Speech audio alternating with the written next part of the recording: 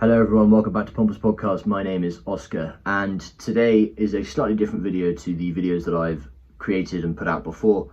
Unlike the daily updates, this is going to be a background video on why Putin wants Ukraine, why he's invaded it, and why he wants influence over the country. We're going to be answering those questions, over the next 5 to 7 minutes. Is how long I'm guessing the video is going to be, but we'll have to wait and see. If you have any friends who are unsure about the conflict in Ukraine, why it started, what's caused it, then I advise that you send them this video and they'll get a better understanding, hopefully. But yes, without further ado, let's just get straight into it. To understand why Putin wants Ukraine and the significance of the country to him, you have to go back to just after World War II. In 1949, on the 4th of April, the military alliance known as NATO was created. It was set up to prevent the USSR, also known as the Soviet Union, from invading and spreading its influence in Europe. NATO was made up of the USA, Canada, and other democracies in Europe, including Belgium, the UK, France, Italy, Iceland, Denmark, Luxembourg, Portugal, the Netherlands, and Norway. And the idea behind NATO, in simple terms, was if a NATO member was attacked by another country, then the other members of the military alliance would come to its aid. The USSR responded to NATO being set up with the Warsaw Pact, which was signed on the 14th of May 1955. It was a political and military alliance between the Soviet Union and several Eastern European countries, originally including Albania, Bulgaria, Czechoslovakia, East Germany, Hungary, Poland, and Romania. This alliance between the countries created what was known as the Eastern Bloc, a natural buffer between the communist East and the capitalist democratic West. Also important to note, at this time, the areas of land that currently make up Ukraine, Latvia, Estonia, and Lithuania were all part of the Soviet Union. When Putin came to power in 1999, there were only 19 countries in NATO.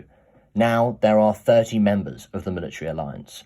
Many of the countries that joined since Putin took office used to make up the Eastern Bloc, and now that they have joined NATO, Russia has lost its buffer against the West. Putin feels threatened by this, and this is one of the reasons why he wants to maintain influence over Ukraine and stop it from joining NATO. Putin also believes that the Ukrainian and Russian people are one. He has even written a 15,000-word essay on the subject outlining his opinion. There is some truth to his claims. Ukraine had been part of Russia during the years of its old empire, right through till the collapse of the USSR in 1991. However, it is uncertain whether the population of Ukraine agree with him on this idea of Ukraine being part of Russia. Only 17% of Russians think that Ukraine should be part of the Federation. When the Soviet Union did collapse in 1991, 92% of Ukrainians voted for independence. This was not the end of the trouble for Ukraine, though.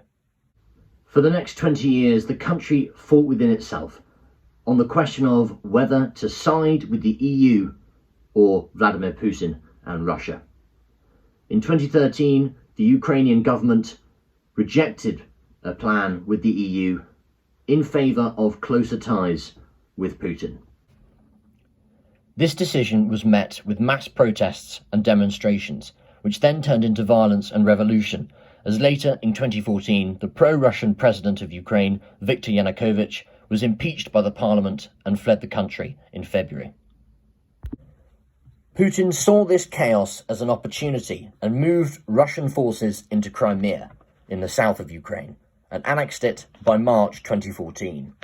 Later that year, Putin started to send small amounts of troops and equipment to the eastern provinces of Ukraine called Donetsk and Luhansk to support pro-Russian uprisings that were taking place in the regions. This helped spark a conflict that has been going on since 2014 and has killed over 14,000 people. So why does Vladimir Putin want influence over Ukraine? Why has he invaded? Well, one of the main reasons is the buffer, which I mentioned earlier. If Ukraine joins NATO, which it says that it wants to do, then Russia will lose that natural land buffer between NATO countries and the Russian Federation. Putin sees this as an opportunity for America to put missiles right on the Russian border, which he simply cannot allow. He also wants to be seen by the Russian people as protecting it against its old enemies, the West.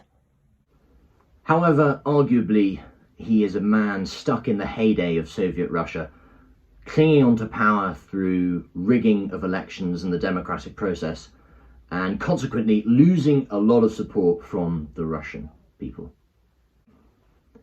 Hello everyone, thank you so much for watching. As you can tell by the lighting here, I forgot to record this outro when the sun was still up, so I'm doing it now, so sorry for the lack of continuity. But I hope that you found it informative and you learned something if you didn't know about the history of Ukraine over the last few years and why Vladimir Putin wants influence over it. Thank you for watching, and check in with me for the latest updates as the war continues to go on in Ukraine. Cheerio.